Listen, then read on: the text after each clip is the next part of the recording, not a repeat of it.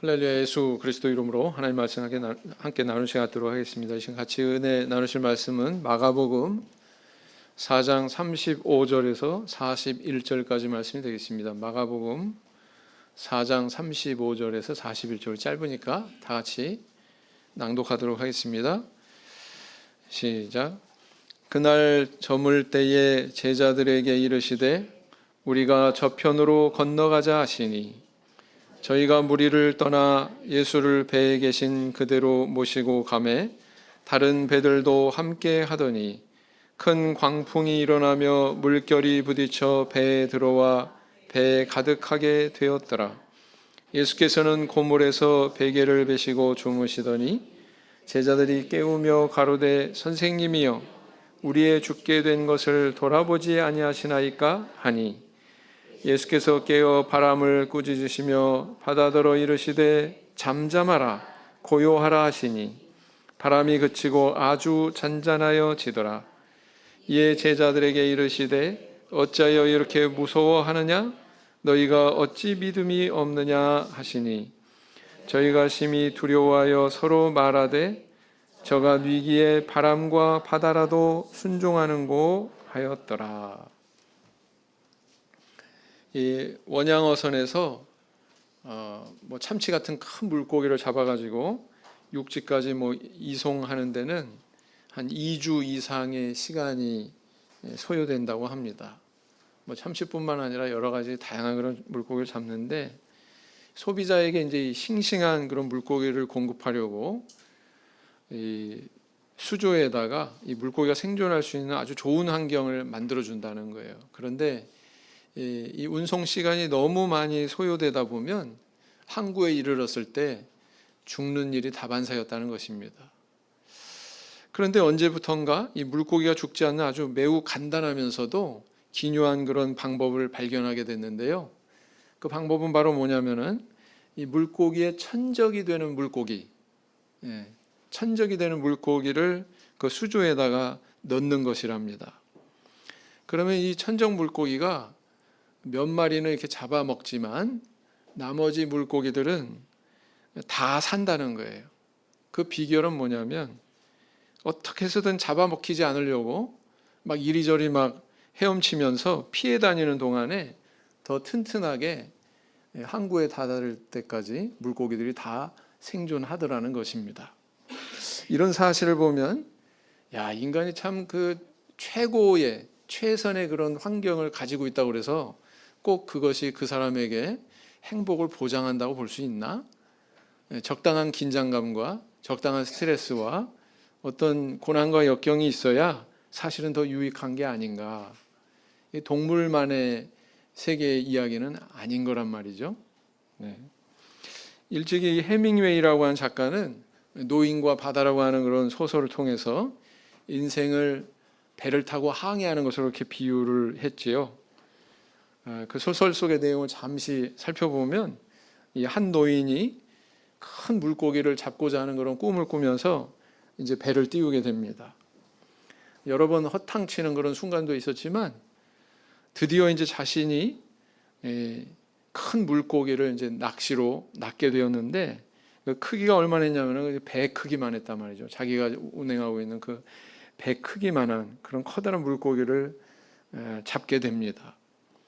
그 물고기를 잡겠다고 그 낚싯줄에 손이 갈갈이 찢어지고 상처가 나고 막 그렇게 사투 끝에 결국은 큰 물고기를 포획하게 되죠.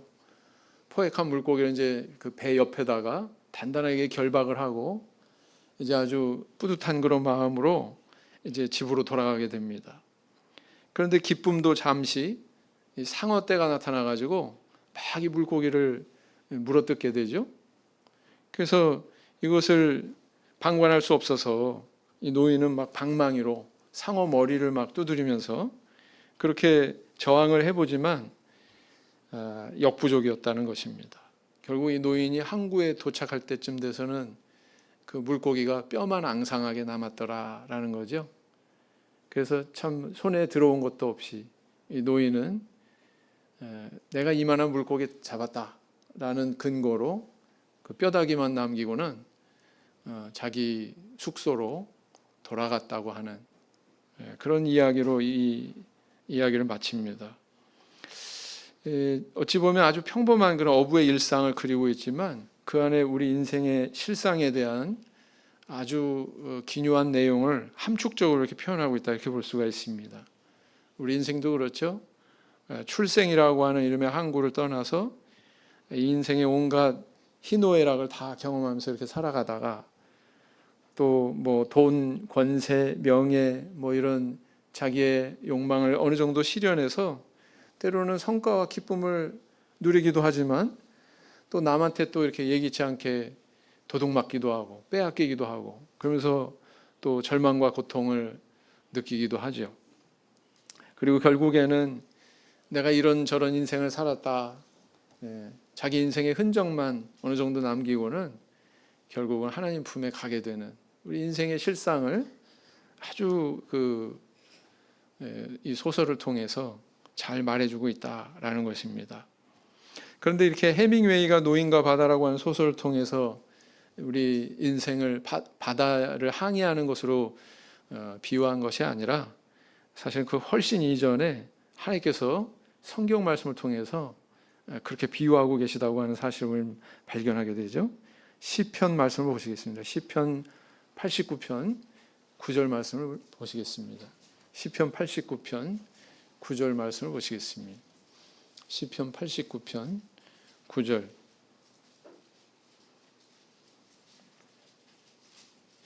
시편 89편 9절 말씀 같이 읽겠습니다. 시작. 주께서 바다의 흉용함을 다스리시며 그 파도가 일어날 때에 평정케 하시나이다. 자, 우리는 이 배를 타고 거친 바다를 항해하는 것 같은 우리 인생길에서 누구를 의지하고 있고 또 무엇을 추구하면서 살아가고 있습니까? 또 주님께서는 우리에게 바라는 바, 우리가 어떤 믿음의 태도와 어떤 믿음을 가지고 인생의 항해를 완수하기를 바라실까요? 오늘은 예수님이 제자들과 함께 갈릴리 바다를 항해할 때 예수님께서 행하신 기적 이야기를 통해 함께 생각하고 은혜를 나눠보고자 합니다.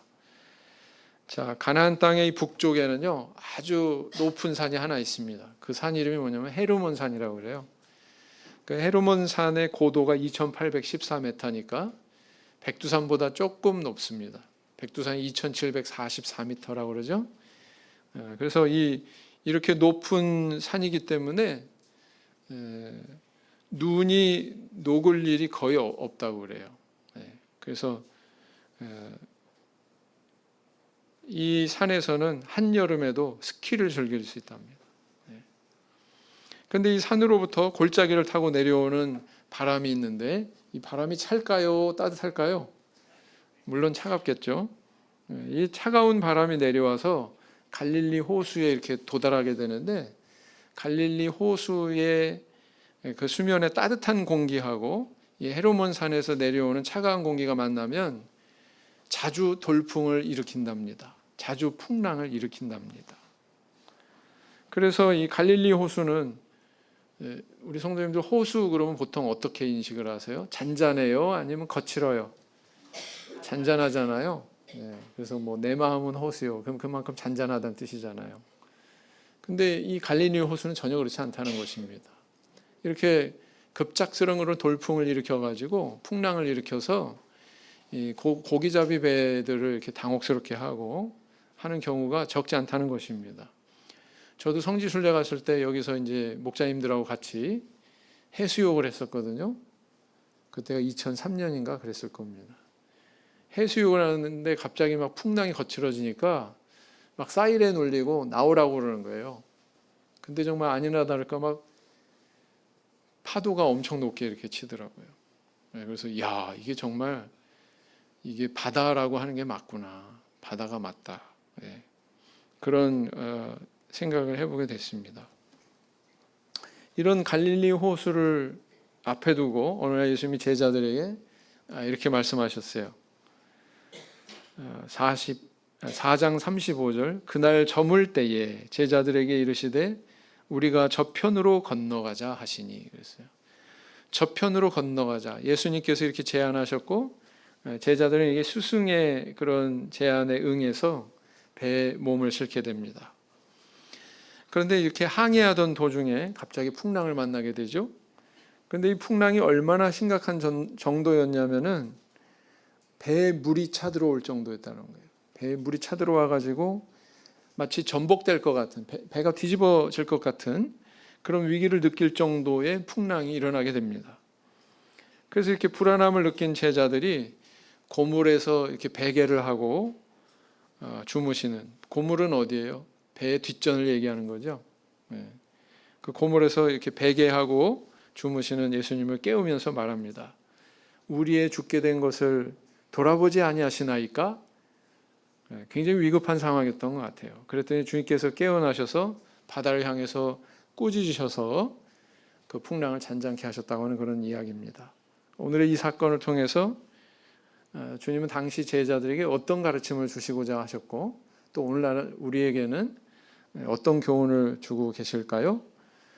오늘날 살아가고 있는 우리에게 주시는 교훈이 있다면 이런 것이다, 이렇게 볼 수가 있습니다. 첫째는 뭐냐면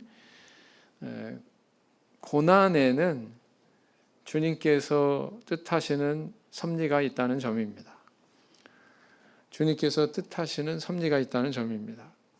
36절을 보시겠습니다. 36절.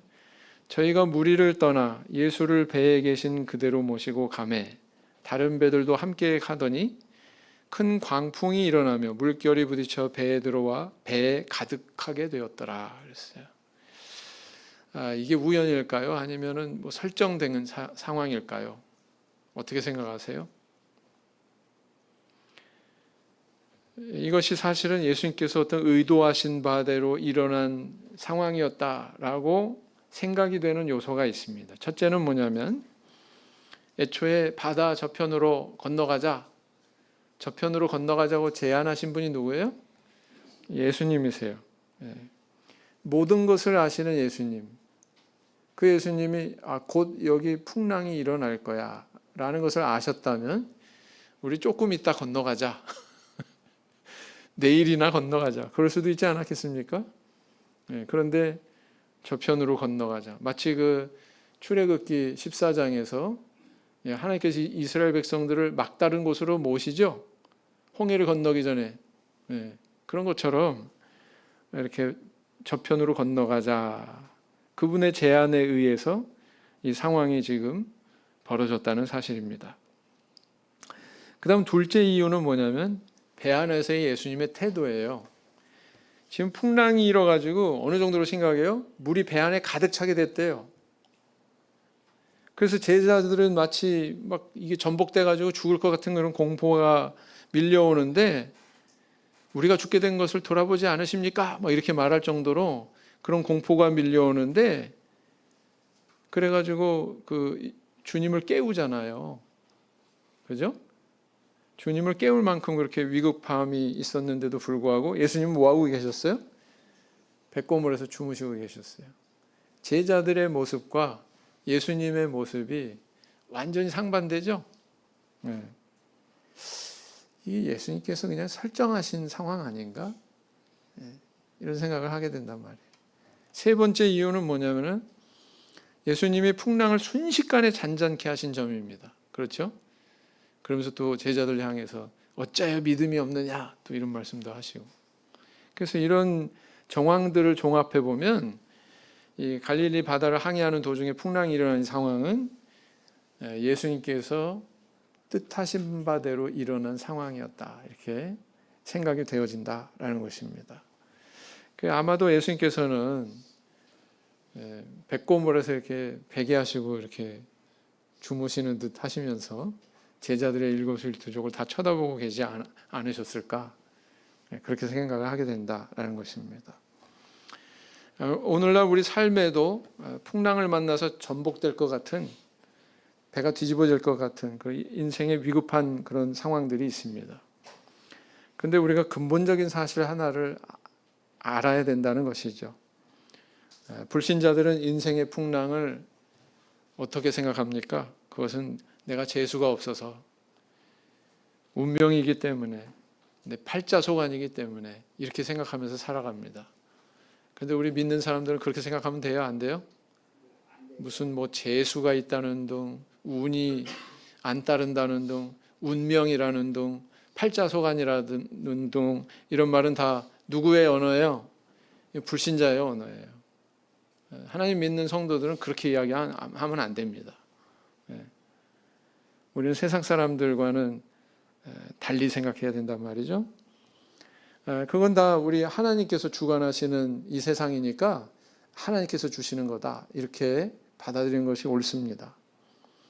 뭐 인간적인 관점에서 뭐 바로 눈에 보이는 대로 또 판단할 수도 있죠. 가령 예를 들어서 이건 내가 지혜가 없어서 그렇게 됐어.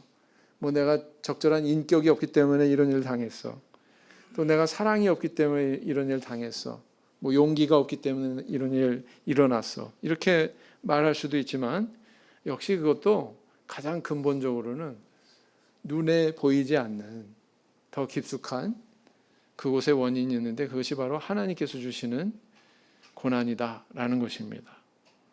그래서 이 신앙인은 이것을 하나님께서 우리에게 섭리가 있기 때문에 주시는 것이다, 이런 믿음으로 받아들여야 한다는 것이죠. 이걸 인정하는 게 참 중요합니다. 왜냐하면 이것을 알아야 문제를 바르게 해결할 수 있거든요.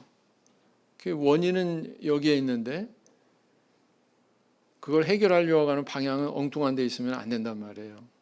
하나님께서 다 이 뜻하시는 바가 있고 이렇게 섭리하신 것이니까 내가 하나님 앞에 매달려서 하나님 안에서, 하나님 믿는 신앙 안에서 내가 이 상황을 해결하겠다, 이렇게 나아가야 옳다는 것입니다.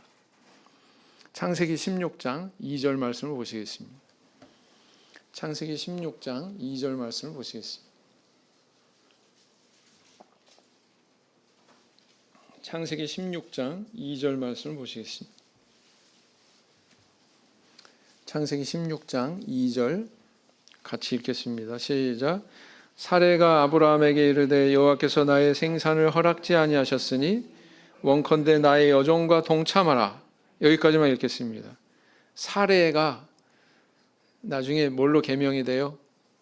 사라로 개명이 되죠. 그런데 남편 아브라함에게 뭐라고 말하냐면은 여호와께서 나의 생산을 허락지 아니하셨으니, 그 다음에 어떻게 말해야 옳아요? 내가 여호와 앞에 매달려 기도하겠습니다 라든가, 그죠? 내가 하나님 앞에 내 100일 기도하겠습니다 뭐 한다든가, 뭐 이렇게 나와야 되는데 그렇게 아니하셨으니 원컨대 나의 여종과 동참하라. 저 하갈이라고 하는 저 여종하고 동참하시오, 이렇게 이야기하고 있단 말이에요. 이 자녀를 주고 안 주고의 이 문제를, 그 키를 여호와 하나님께서 가지고 계시다, 만약에 그렇게 받아들인다면 어떻게 해야 옳습니까? 인간적인 이런 방법을 해결하려고 하는 것이 아니라 하나님 앞에 매달려야 되는데, 엉뚱하게도 하갈을 남편한테 줘서 첩을 삼게 한 거예요. 이걸 뭐라고 그래요? 신앙의 모순이다. 신앙의 모순이다. 여호와께서 허락지 아니하셨으니, 그랬으면 여호와 앞에 매달려서 해결하려고 했어야 되는데 그러지 않았다는 거죠. 요나서 1장 15절 말씀을 보시겠습니다. 요나서 1장 15절 말씀 같이 읽겠습니다. 시작. 요나를 들어 바다에 던짐에 바다에 뛰노는 것이 곧 그친지라 그랬어요. 요나는 하나님의 명령을 어기고 다시스라고 하는 그 곳으로 가는 배를 탔습니다. 니느웨로 가라 그랬더니 엉뚱하게 정반대 방향으로 다시스로 가는 배를 타고서는 어떤 상황을 만나요? 막 풍랑이 일어납니다. 풍랑이 막 일어나요. 그 풍랑이 일어났을 때, 이 풍랑은 나 때문에 일어나는 것이구나 깨달았어요? 못 깨달았어요? 요나는 그것을 깨달았습니다. 그래가지고 함께 배 탄 사람들에게 이실직고를 하죠. 사실 이건 나 때문이다. 그리고 뭐라고 얘기하냐면 나를 바다에 던져라, 이렇게 요청합니다. 그래서 그 원인을 그는 바로 알고 있었기 때문에 어떻게 해야 이게 해결이 된다는 것도 알았어요? 몰랐어요? 알았어요. 기우제 지내고 뭐 그러지 않았습니다. 그래서 오늘날 우리는 내가 만난 풍랑을 어디에서 풀고 있는가, 이게 하나님으로부터 온 것이다 라고 우리가 믿는다면 다른 어느 곳에 눈 돌리지 말고 하나님 안에서, 그분 믿는 신앙 안에서 해결해야 된다라는 것입니다. 부디 이런 신앙 가지시는 저 우리 성도님들 되길 원합니다. 시편 18편 6절 말씀을 보시겠습니다. 시편 18편 6절 말씀 보시겠습니다. 시편 18편 6절 같이 읽겠습니다. 18편 6절 시작. 내가 환난에서 여호와께 아뢰며 나의 하나님께 부르짖었더니 저가 그 전에서 내 소리를 들으시며 그 앞에서 나의 부르짖음이 그 귀에 들렸도다. 그 다음에 이제 두 번째는 뭐예요? 두 번째는 부족한 믿음에도 불구하고 은혜를 주신다는 점입니다. 온전치 못한 믿음일지라도 그 믿음에 은혜를 주신다는 것입니다. 본문 말씀으로 돌아가셔서 38절을 보시면 예수께서는 고물에서 베개를 베시고 주무시더니 제자들이 깨우며 가로되 선생님이여 우리의 죽게 된 것을 돌아보지 아니하시나이까. 제자들의 이 말을 미루어 보건대 이 상황이 너무나도 급박하고 불안했다라는 것을 알 수가 있죠. 우리 성도님들 타이타닉호 아세요? 들어보셨나요? 영화 제목으로도 있죠. 그 배 이름이 타이타닉인데 1912년에 영국에서 뉴욕으로 항해하던 중 빙산과 충돌해가지고 2시간 40분 만에 침몰을 하게 됩니다. 이 배의 규모가 어마어마했죠. 지금은 별 볼 일 없다고 생각할지 몰라도 그때 당시에 이게 최호화 여객선이었어요. 제일 큰 배였고 제일 빠른 그런 속력을 자랑을 했습니다. 46,328톤, 길이가 259.08m, 너비가 28.19m, 굉장히 크죠? 우리 100m 달리기 하는 거 한번 상상해 보세요. 259.08m, 여기서부터 저 끝에까지 어마어마하죠. 그렇게 큰 배인데 이 사고로 승선자 2,208명 중에서 1,513명이 죽는 인류사 최대의 불행한 해난 사고로 그렇게 기록이 되어 있습니다. 자, 아무리 큰 배도 이렇게 침몰할 수 있어요, 없어요? 있어요. 그래서 이런 위험이 도사리고 있는 것이 바다다라는 겁니다. 우리 인생도 마찬가지다라는 거예요. 아무리 뭐 스펙 자랑하고 능력 자랑하고 아무리 똑똑한 척 해봐도 이 세상은 그렇게 녹록하지 않다는 겁니다. 예수님이 배에 계셨지만 풍랑이 배를 위협했듯이 우리가 예수님과 동행하는 그런 삶을 살지라도 내 인생에 주님께서 동행하실지라도 우리 인생에 풍랑이 있어요, 없어요? 있을 수 있어요, 없어요? 있을 수 있다라는 것입니다. 뿐만 아니라 이 베드로, 안드레, 요한, 야고보의 공통 분모가 있죠. 이 사람들은 뭐예요? 직업이 뭐예요? 어부예요, 어부. 어부도 뭐 이 갈릴리 호수에서 잔뼈가 굵은 베테랑 어부들입니다. 그런데 이렇게 자기들이 어떻게 손쓸 수 없는 그 베테랑 어부들도 어떻게 조치할 수 없는 이런 풍랑이 일어났다는 사실입니다. 이게 우리의 인생이다라는 거예요. 우리는 어떤 믿음을 나타내고 있습니까? 우리는 본문에서 아주 대조되는 두 가지 모습을 발견하게 되죠. 아주 평안하게 주무시는 예수님, 반면에 막 불안해가지고 소동하고 예수님을 막 흔들어 깨우는 소란스러운 제자들, 딱 대조되지 않습니까? 이것을 볼 때 제자들이 믿음이 있어요, 없어요? 있어요, 없어요? 만약 제자들이 평소 기적을 행하시던 그런 예수님의 능력에 대해서 응용해서 생각해가지고, 야, 이러한 기적을 행하셨으니까 이런 풍랑쯤이야 뭐 예수님께서 다 해결해 주실 거야, 이렇게 생각할 수도 있었을 것 같은데 그런 믿음이 보여요, 안 보여요? 우리는 안전할 거야. 뭐 예수님이 여기 타고 계신데. 그렇게 그런 믿음이 있어가지고 평안할 수 있을 만한 믿음은 제자들한테 없었단 말이에요. 그런데 제자들이 또 믿음 있어요, 없어요? 다른 관점에서 믿음이 있어요. 어떤 믿음이 있어요? 주무시는 예수님을 깨우면서 말합니다. 선생님이여, 우리가 죽게 된 것을 돌아보지 않으십니까? 왜 이렇게 행동해요? 예수님이 뭔가 우리를 위해서 해주실 수 있는 것이 있다라고 생각하기 때문에 이렇게 행동하는 거죠. 네? 그런 정도의 믿음은 있어요, 없어요?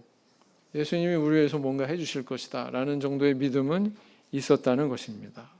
이렇게 제자들에게는 예수님이 이 배에 타셨다고 하는 사실만으로 평안할 수 있는 믿음은 없었어요. 그러나 위기의 상황에서 예수님이 뭔가 해주실 수 있다라는 그 믿음은 있었어요, 없었어요? 네, 있었어요. 어떤 관점에서 보면 믿음이 없고 다른 관점에서 보면 또 믿음이 있고, 이게 어찌 보면 우리의 모습 아닐까 그런 생각을 해보게 됩니다. 우리가 주목할 사실은 뭐냐면 제자들의 이렇게 온전치 못한 그런 믿음의 수준에도 불구하고 예수님께서는 응답하셨다는 거예요. 응답하셨다는 겁니다. 우리가 이런 모순된 그런 믿음을 가지고 있을지라도 우리를 외면하지 않으시는 분이 바로 주님이다라는 것입니다. 기꺼이 응답해 주신다는 거예요. 우리는 가끔 착각합니다. 내가 정말 하나님 앞에 큰 믿음을 나타내야만, 그리고 완전한 그런 믿음을 나타내야만 하나님께서 이렇게 나한테 은혜 주신다. 그렇지 않아요. 성경을 보면 그렇지 않은 예들이 또 있습니다. 마가복음 9장 24절을 보시겠습니다. 마가복음 9장 24절을 보시겠습니다.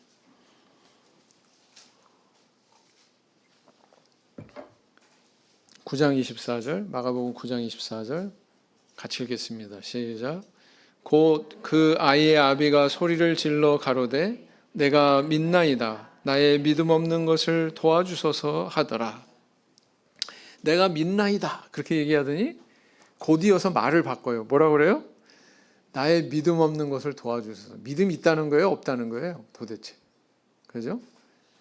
이게 어떻게 보면 굉장히 모순된 인간의 실상이다. 그래도 이 아버지가 이 자식 고치겠다고 예수님 앞에 나왔어요. 그 믿음이 있어요, 없어요? 예수님 앞에 나온 믿음은 있어요. 근데 또 이렇게 뭐 하실 수 있으면은 뭐라도 좀 해주세요. 이건 참 신뢰하지 않는 불신의 마음을 내비치는 그런 말 아니겠습니까? 이런 두 가지 모습이 다 발견이 된단 말이에요. 그렇지만 그럼에도 불구하고 주님께서는 이 사람의 간구를 외면치 않으시고 치유의 은혜를 베풀어 주셨다는 것입니다. 그래서 이런 사실을 보면 예수님의 자비와 사랑을 믿고 온전한 믿음을 가지고 그렇게 간구하는 사람뿐만 아니라 비록 온전치 못하고 좀 부족하더라도 그래도 예수님 의지하겠다고 하는 그런 사람의 간구, 소원 들어주셔요? 안 들어주셔요? 들어주신다는 것을 알 수가 있습니다. 그래서 그런 예수님의 넓으신 자비와 사랑을 우리가 믿고 항상 하나님 앞에 간구할 수 있는 저와 우리 성도님들 되길 원합니다. 시편 91편 15절 말씀, 시편 91편 15절 말씀, 시편 91편 15절 말씀 같이 읽겠습니다. 시작. 저가 내게 간구하리니 내가 응답하리라. 저희 환난 때에 내가 저와 함께하여 저를 건지고 영화롭게 하리라. 세 번째는 뭐냐면 주님께서는 이런 기적의 은혜를 통해서 그분이 모든 것을 지배하시는 조물주라는 것을 깨닫게 하신다는 점입니다. 예수님이 조물주 하나님이심을 깨닫게 한다는 것입니다. 마가복음 4장 39절 다시 본문 말씀으로 돌아가셔서 39절 말씀 보시면 예수께서 깨어 바람을 꾸짖으시며 바다더러 이르시되 잠잠하라 고요하라 하시니 바람이 그치고 아주 잔잔하여 지더라 그랬어요. 예수님께서 바다를 보고 꾸짖으셨대요. 여기서 꾸짖으셨다라고 하는 이 단어는요, 예수님 귀신을 쫓아내실 때 귀신을 향해서 꾸짖는 그 행위를 하실 때 그 쓰여진 단어하고 똑같습니다. 마치 귀신을 향해서 꾸짖듯이 바다를 향해서 꾸짖으신 거예요. 뭘 알 수 있습니까? 예수님은 이렇게 귀신을 좌우하는 그런 능력을 가지신 분일 뿐만 아니라 바다도 순종하고 잠잠케 하시는 분이다라는 것을 보여주고 있는 거죠. 다시 말하면 조물주 하나님이시라는 거예요. 누가요? 예수님이. 우리는 이 마태복음에서 이 사건과는 다른, 유사하지만 배경은 같지만, 갈릴리 바다라고 하는 배경은 같지만 다른 때 일어났던 한 사건을 접하게 됩니다. 마태복음 14장 33절. 마태복음 14장 33절. 마태복음 14장 33절.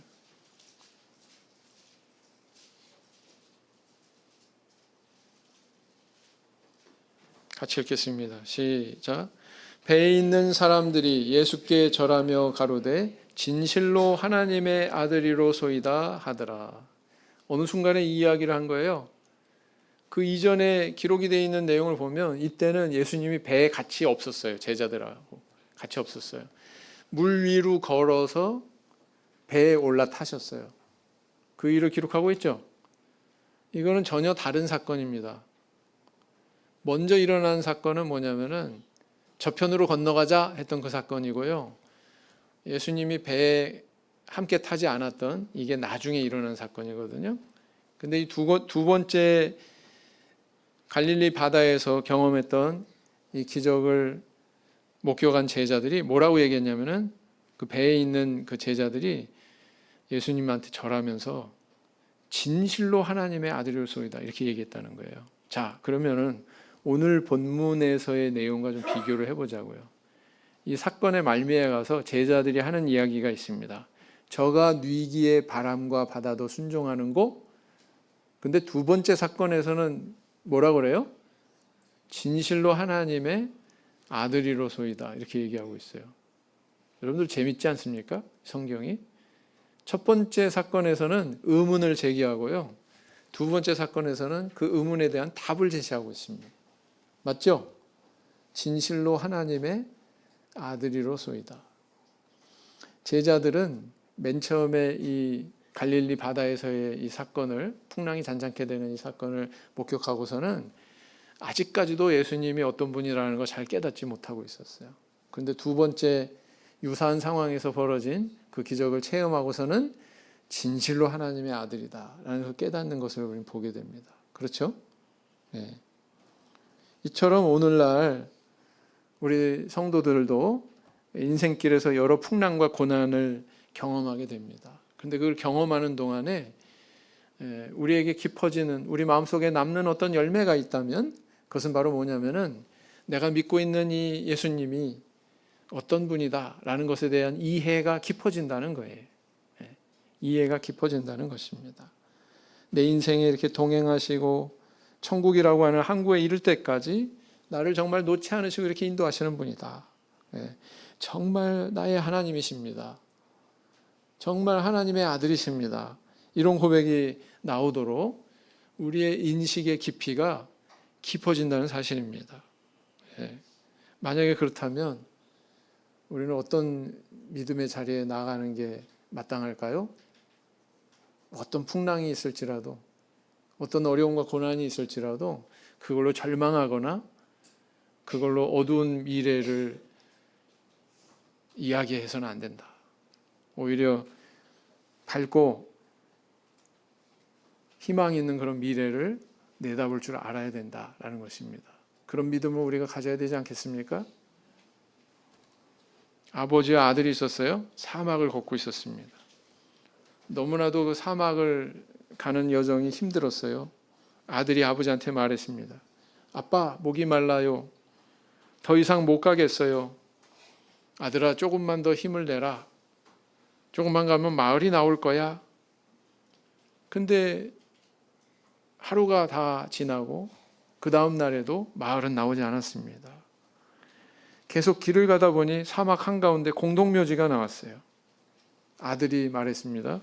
아버지, 저기 저 무덤을 보세요. 저 사람들도 우리처럼 이 사막을 헤매다가 여기서 죽었나 봐요. 목말라서 죽었나 봐요. 그랬더니 아버지가 뭐라고 말했어요? 아니다. 무덤이 있다는 것은 가까운 곳에 마을이 있다는 뜻이다. 조금만 더 가면 마을이 나올 거야. 그런데 정말 아버지 말대로 어떻게 됐어요?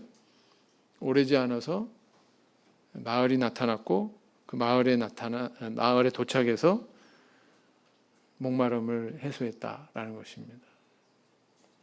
여러분, 무덤을 통해서 이 아들은 뭘 봤습니까? 절망을 봤죠?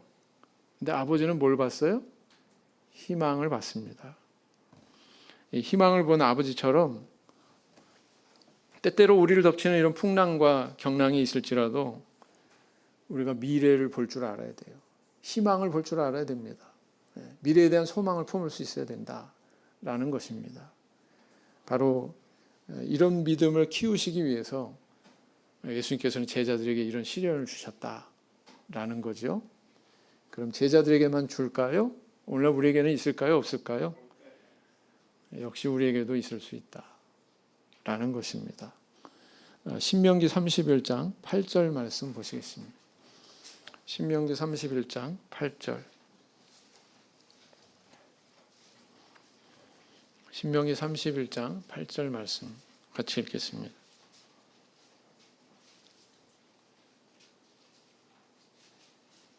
신명기 31장 8절 같이 읽겠습니다. 시작. 여호와 그가 내 앞서 행하시며 너와 함께 하사 너를 떠나지 아니하시며 버리지 아니하시리니 너는 두려워 말라 놀라지 말라.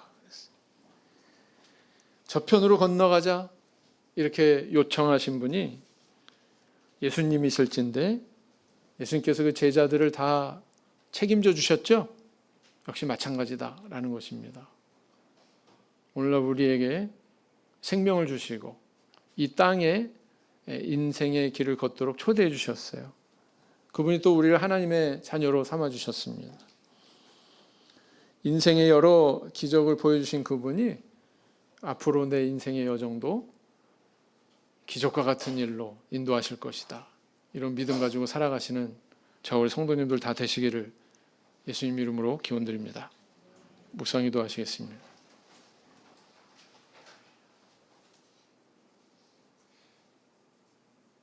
아멘.